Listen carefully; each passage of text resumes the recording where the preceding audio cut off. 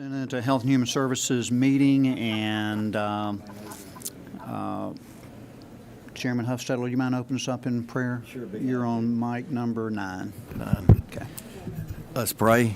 Our dear Heavenly Father, we thank you for this day you've given us, for another day, and for how good you've been to us. We ask that you could be with us in all we do, that we could serve you in every way, and that you would give us your wisdom to do the right things we can for the people of Georgia. We pray all this in your name. Amen. Thank you, Chairman. Thank you there. So we are, quorum-wise, we're at 1, 2, 3, 6. We need one more counting. Okay. All right. So what we're going to do, we're going to go ahead and let's do some hearing and testimony. There we go. So I think we're there. Senator Dolezal, do you mind going ahead, since you have a couple people signed up to speak, just wherever you're comfortable, and Senate Bill 140 is you. Thank you, Mr. Chairman, members of the committee. Bring before you Senate Bill 140. And currently under the Optometrist Scope of Practice Act, they are not allowed to dispense pharmaceuticals. This bill is very simple and narrow in scope. What they have discovered through the process of serving patients throughout the state is that there is an access issue to certain medications. Either the pharmacy does not carry them, especially in rural areas they're seeing this issue, or there's a convenience issue where they're prescribed medicine for the eye and they have to go to a pharmacy and get it. Secondarily to that, there's some advancements in eye medicine coming down the pipe that will allow, believe it or not, medicines to be administered through certain contact lenses. And so these are things that we suspect would also be best be stocked by the optometrist. So what the bill does is it allows them to dispense and sell the pharmaceutical agents that they prescribe, but they need to be agents that treat diseases and conditions of the eye or the adnexa oculi, which I just learned how to say, which is the area around the eye. The doctor needs to be on site when these are dispensed. They need to provide information to the patient around the appropriate use, and they need to maintain a readily retrievable record system so they know who they have given those medicines to, and then nothing in this bill expands what they are able to prescribe. It merely expands their ability to stock and sell these medicines that they're prescribing to their patients. With that, Mr. Chairman, I know there's some members here from the community, the optometry community, that would be happy to speak to this, but I'm happy to answer any questions as well. But I think that is the summation of the bill. Yeah, that'd be great. Why don't we do questions after we hear testimony, if that's okay? We have John Whitlow, Georgia Optometric Association. If you wouldn't mind just telling us about yourself, and the mic is yours. Thank you, Mr. Chairman. Good afternoon. Certainly appreciate y'all allowing me to be here to speak in favor of Senate Bill 140. My name's John Whitlow. I'm a lifelong resident of LaGrange, Georgia. I have been in optometric practice there for the past 32 years. Anyway, so my hope over these next few minutes is to just expand a little bit about the reason that we're bringing this bill to you this afternoon. It's really simple. It's really just to allow doctors of optometry to be able to sell and dispense drugs that are related to the treatment of the eye. And the bottom line is this: the reason we want to do it is so that we can provide better care to our patients. And let me explain that just a little bit when I say better care to our patients, because at the moment we can write the prescriptions, but as the senator mentioned, we cannot dispense or sell those prescriptions. There are times it's 10 o'clock at night, 12 o'clock at night, you get a phone call, patient has a foreign body, didn't get the foreign body until late in the evening, it wasn't bothering them until 10 o'clock or later. You go into the office, you're able to treat that foreign body, but you want treatment to start immediately with an antibiotic. Again, in the rural areas, it's just hard to find a pharmacy, and even sometimes, even in a town like LaGrange, we have several pharmacies. But again, to be able to get the drop we need, and we want them to get them started on it. There's another drop that I want to mention, just because I think there's something really special about that drop. It's called 1% Cyclogel. I know it doesn't mean anything to y'all, but that drop helps tremendously with ocular pain and inflammation. So when we can get a patient started on that, somebody that's in pain, and I'm telling you, eye pain is one of the worst pains you ever want to have. If you've never had it, good. But it's the cornea has the highest nerve innervation of the body. So you see a lot of folks coming there in tremendous pain. Anyway, getting back to the Cyclogel, it will help paralyze the muscle of the eye, which again goes toward the inflammation and the pain. I can't find 1% Cyclogel. I don't care if it's 12 o'clock noon. Pharmacies just don't carry it anymore, and I don't understand that. And talking to other optometrists across the state, that's just a critical drop that we can have on hand, because then we don't have to prescribe an oral narcotic. If I can use that Cyclogel almost 100% of the time, I don't have to reach for the pad to do the oral narcotic. So again, it's just one of those handy things that we could have with us. Even as something as simple, though, as me talking about artificial tears, dry eyes, allergy stuff, there's a lot of different medications that are over the counter. But again, we want to make sure that the patient gets the drop we want them to get. They want to make sure they get the drop that they're supposed to get. And again, just the convenience factor. There's probably 4 or 5 times. In fact, it happened this morning. I was talking to a patient about dry eye, and she said, "Can I get that here?" And I said, "No, ma'am. You can go to Walmart. You can go to Walgreens. You can go to 7-Eleven down the street. Can probably get it, but you can't get it from me." And so anyway, there's just that convenience. And then lastly, as was mentioned, drugs are now, there's different modalities. There's new modalities that we're using to administer the drugs. One is contact lenses. They're starting to put drugs in contacts that are slow release. We like that because the patients don't have to worry about using a drop and staying on schedule, and it stays on the eye 24/7. There's another application that's called a punctal plug that you can insert into the eye. It used to be used just purely for dry eye, but they're putting medications in those punctal plugs now. We can do the punctal plugs, but we can't do the punctal plug with the medication. So with that, I know I've kind of gone through a lot right quick, but anyway, just thank y'all for your support. Thank you for your consideration. Any questions from the committee while we have somebody who's actually practicing optometry here? You're on mic numbers 4.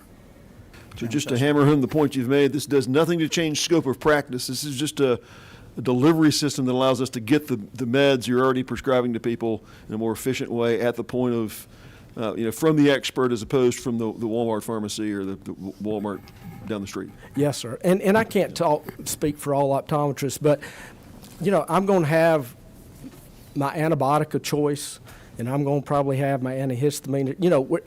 It's going to be a pharmacy. Yeah. This is just where we can reach and grab the drops that we need and the drops that we need in a timely manner. And not send someone to, even if it's an over-the-counter thing, or just available on the shelf. They're not looking around trying to find what the right thing is and match it up. You give it to them. Here's your thing. Problem solved. Yes, sir. That's exactly right. It's a good question. Senator Orrock, you got your hand up, and you're on mic number 10, and you want to bring that mic a little bit closer so that we can hear you. Thank you, Mr. Chairman. Thank you for coming up from LaGrange and for being part of our delivery of health care in the state. Did you may have misspoken when you say they can go down and get it at the 7-Eleven. I don't know if you even said that. Well, I'm talking about over-the-counter stuff. OTC. Like eye drops. Yes, ma'am. I see. It's but not all. Can't. It's not all. No. That's prescription. Yes, ma'am. You can't even keep OTCs. No, ma'am. Oh my goodness, that's very restrictive. Yes, ma'am. Well, so I'm glad I asked the question. Yes, ma'am. I thought you had possibly misspoken. No, ma'am. The whole thing of patient compliance is also Yep. an issue. And I know with the treatment for chlamydia, which is asymptomatic, we moved to put it in the hands of doctors prescribing it in the office because the patient's not feeling any pain from chlamydia Right. until you hit the pelvic inflammatory disease. It's too late. But We love your letting analogy. them Is there dispense a it. question in that? No, I'm just using it as an example that the committee has considered in the past before you were chairing, Mr. Chair. I got Before you. you arrived here, and so there is precedent for this sort of thing, for needing to be able to administer something in the office and put it in the hands of the healthcare provider. I Yes, sure do ma'am. Thank you. appreciate that, Senator Allwright. Thank you. I Thank you appreciate that. so Maybe you can carry some doxycycline too, so for that. Dr. Kirkpatrick, number 8. Thank you for coming to see us today.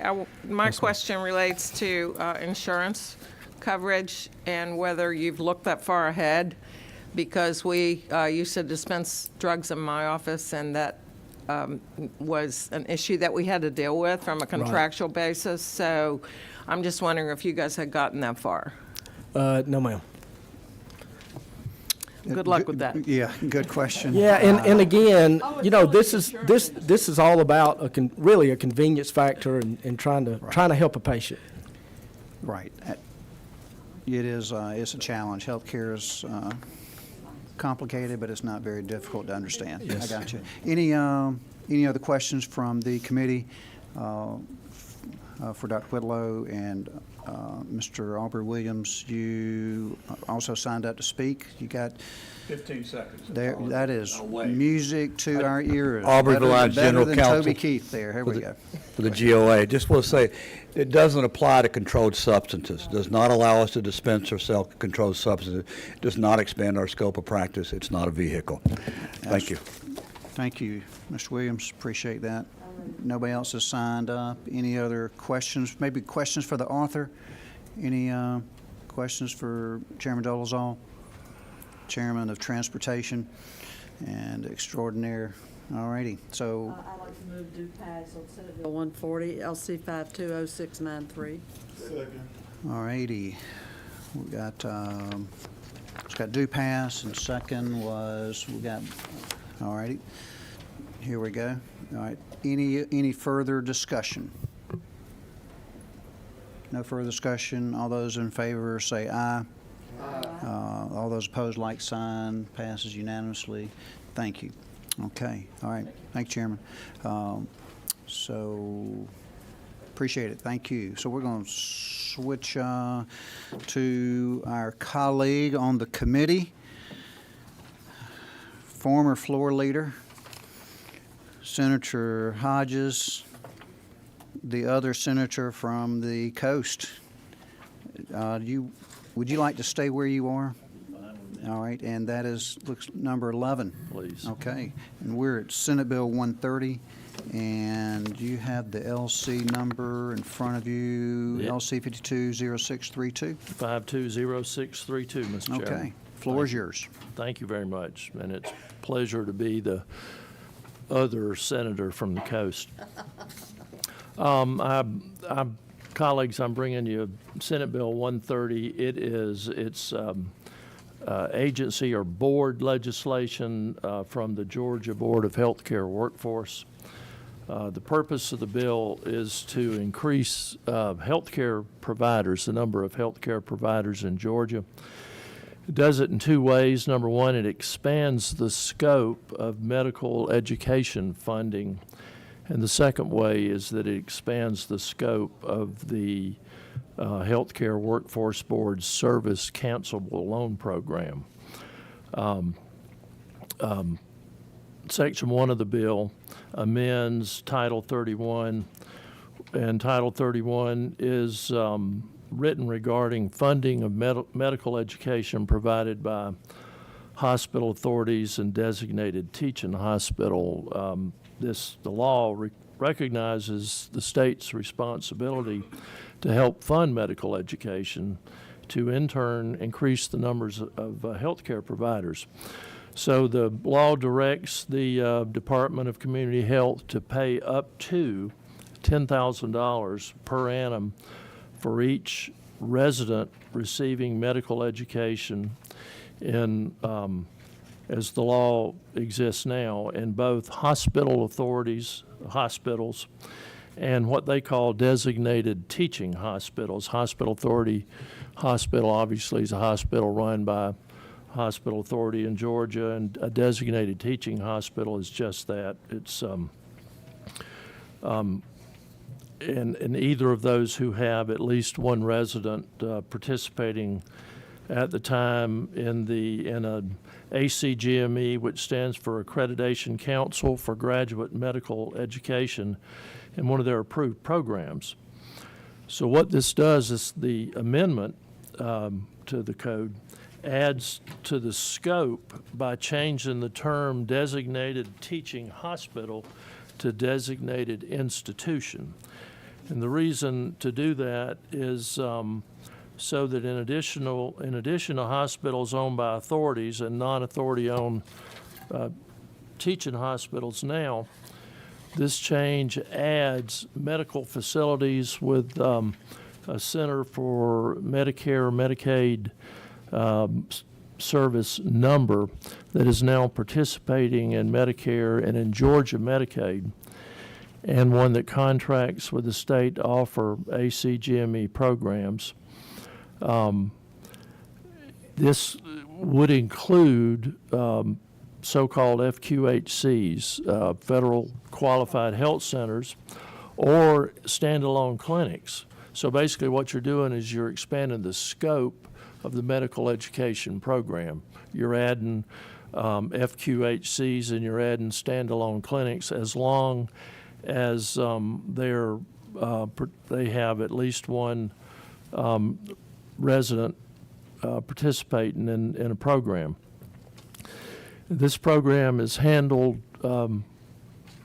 by the Healthcare Workforce Board, and no extra funds are called for here if the appropriated dollars in the budget don't cover, if they add institutions and add spending.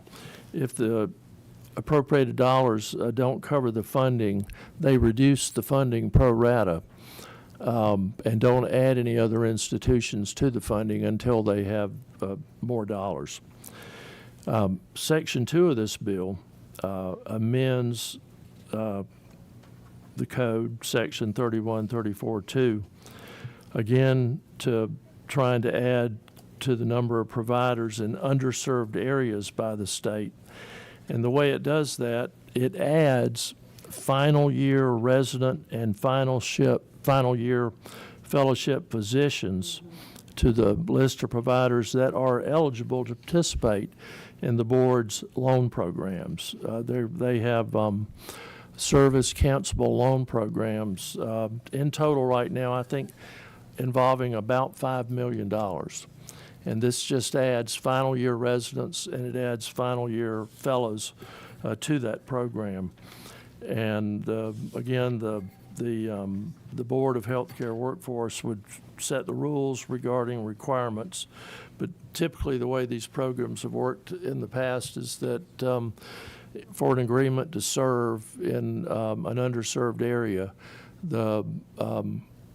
your student debt is repaid. Typically it's a 5-year deal and 1/5 of the debt is repaid on an annual basis as long as you serve.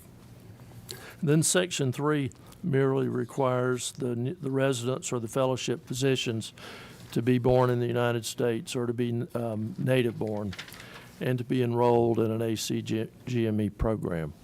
So that's basically, again, you're expanding the scope of 2 existing programs to try to bring more participants into it, to in turn try to end up with more healthcare providers in the state.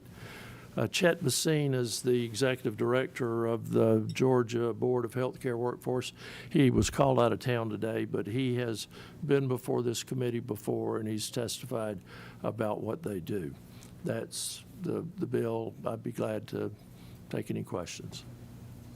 Any, sure, number 9, Chairman Hosteller. I think I know where these people are probably going to be, their residencies in, but does this limit it to any particular specialties No. of residency? So it could be anything. Okay, I think this is a And good again, bill. the workforce board will set the final rules and regs on this, but Mm-hmm. all it does is bring in the fellows and the residents in their final year. Okay. In their final year. Right. Any other questions from the committee? Chairman Setzler, you're on mic number 4. So, bringing the residents and the fellows in, does it allow you to start paying back your service during your residency time? No. No. No, just well, yes, I'm sorry. You could. I mean, you're performing service if you're performing service in an underserved Yes. area. Okay. And the hope there is that they stay there.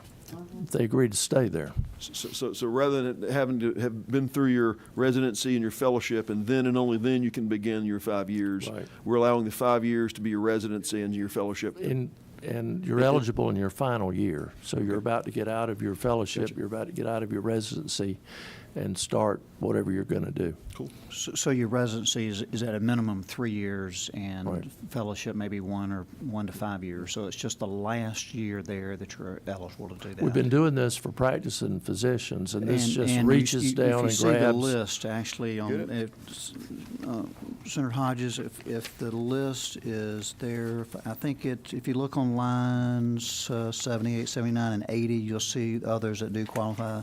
Dentists, PAs, advanced practice nurses, dental students. So this adds in the resident physicians, fellowship physicians. Mr. Chairman, I read this to say if you can get somebody in and they can become happy in rural Georgia and underserved areas on a resident salary, they should be really happy there on a physician salary. So, Yeah, I won't argue that correct. one. So, yeah, for sure.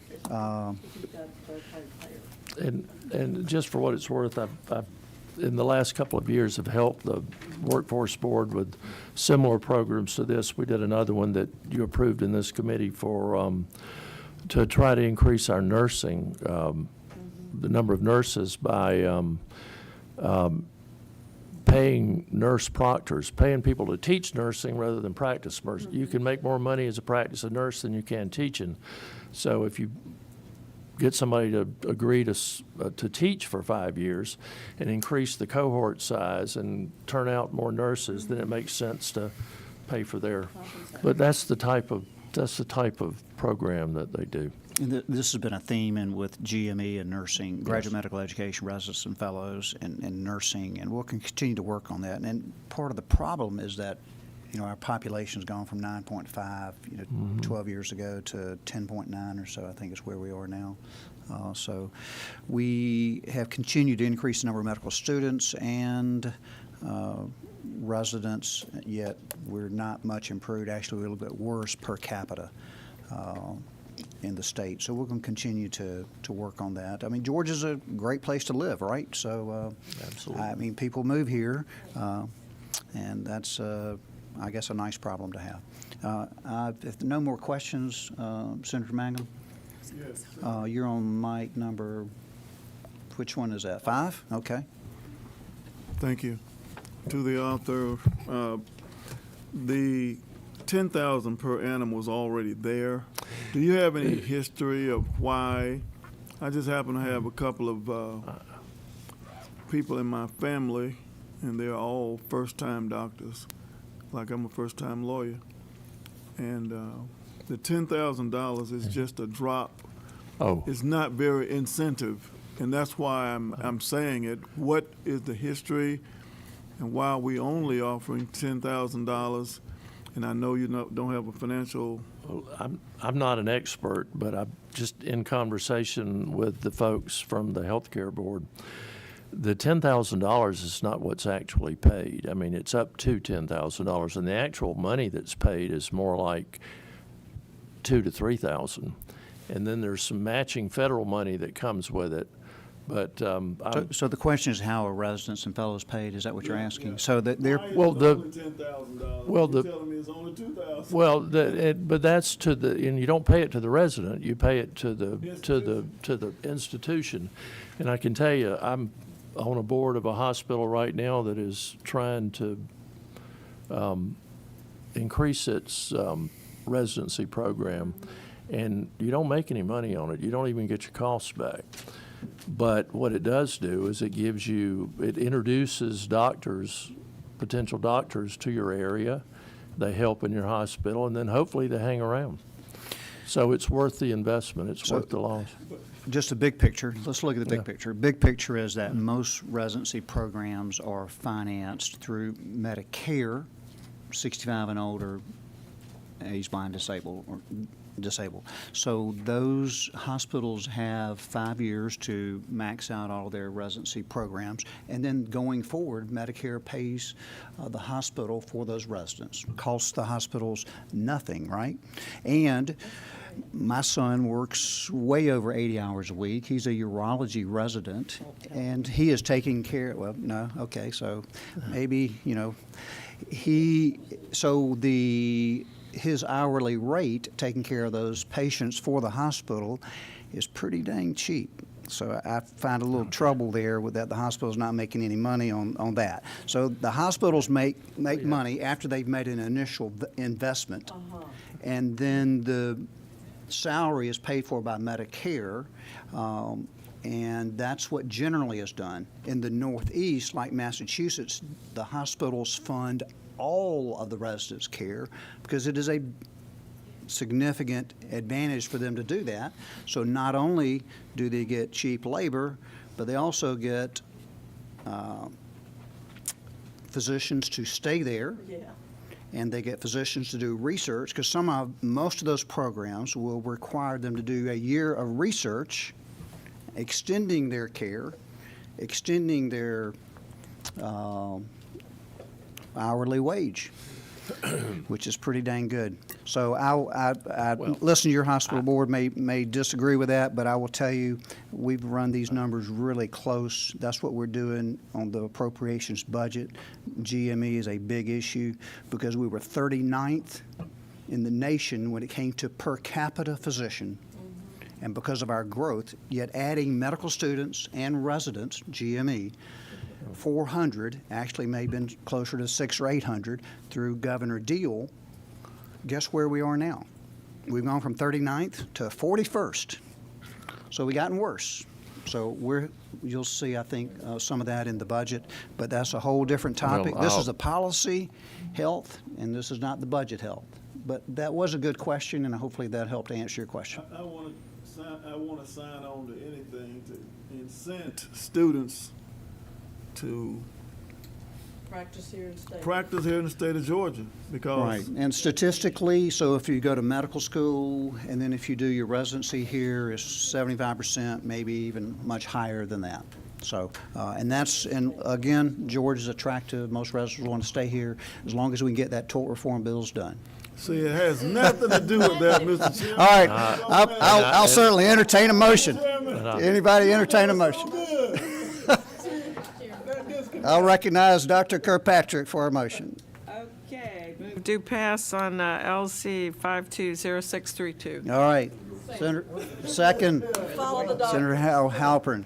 All right, all those in favor say aye. Aye. All those opposed, like sign. Passes unanimously. Gooch vote? I heard him say aye. He was here. And that's right. He was here. He's here. All right. Anything for the good and welfare?